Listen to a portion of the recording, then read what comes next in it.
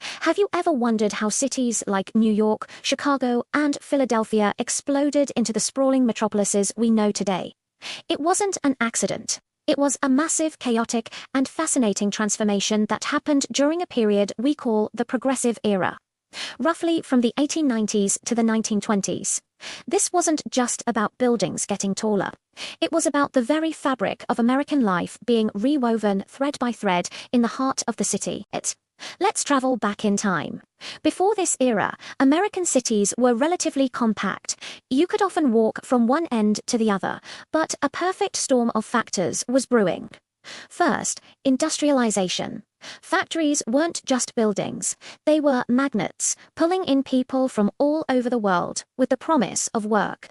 The steel, oil, and manufacturing industries were booming, and they needed an army of workers. This leads to our second major factor, immigration. Millions of people from Southern and Eastern Europe, Italians, Poles, Russians, and many others boarded steamships, leaving behind poverty and persecution for a shot at the American dream. They didn't land in the countryside. They landed in the cities. Ellis Island in New York became the gateway, and these new arrivals poured into urban neighborhoods, creating vibrant, densely packed ethnic enclaves. At the same time, a massive internal migration was underway, African Americans facing brutal discrimination and a lack of opportunity in the rural South. Began the Great Migration northward, seeking factory jobs and a better life in cities like Chicago, Detroit, and New York. Farmers from the American heartland, squeezed by economic hardship, also packed their bags and headed for the urban frontier.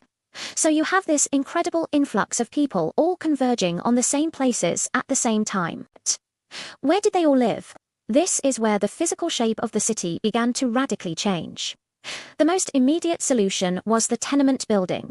These were multi-story apartment buildings, often poorly constructed, with little light, ventilation, or sanitation. Families would cram into 1 or 2 rooms. Neighborhoods like New York's Lower East Side became the most densely populated places on Earth. It was a tough existence, but these communities were also filled with life, culture, and a powerful sense of mutual support. But you can only build so many tenements on the ground. The city needed to expand outwards and upwards. This is where technology played a starring role. The invention of the electric streetcar, or trolley, was a game changer. Suddenly, people didn't have to live within walking distance of their factory jobs. They could live miles away and commute.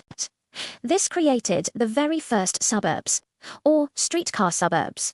Land that was once considered too far from the city centre was now prime real estate.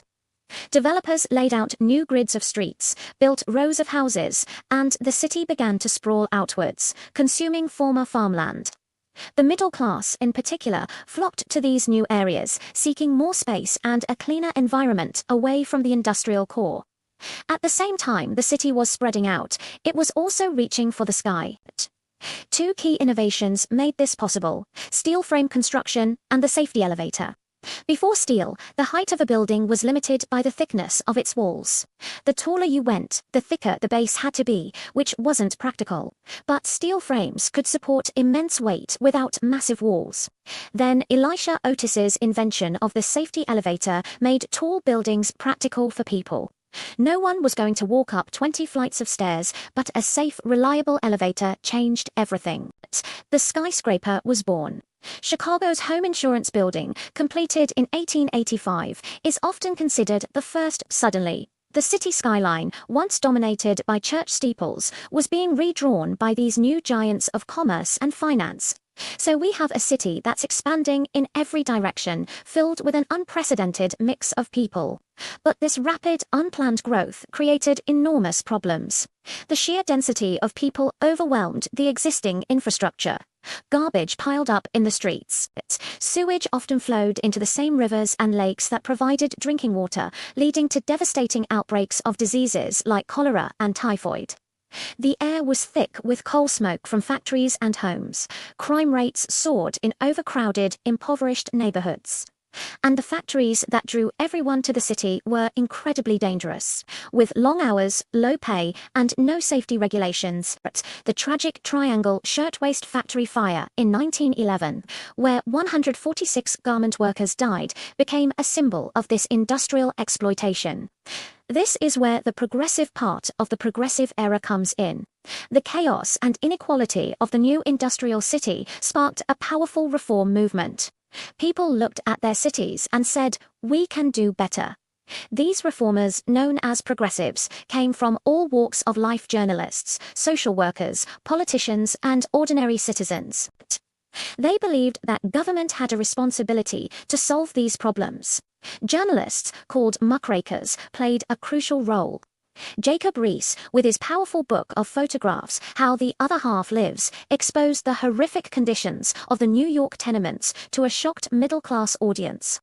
Upton Sinclair's novel, The Jungle, revealed the unsanitary and brutal realities of the Chicago meatpacking industry.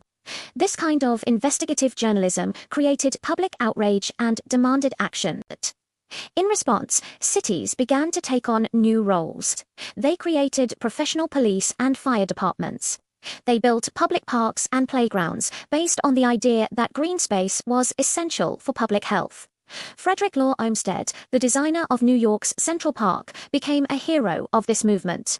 Cities started to build massive new water and sewer systems to provide clean water and safely dispose of waste, dramatically improving public health. Settlement houses, like Jane Addams's famous Hull House in Chicago, sprang up in immigrant neighborhoods.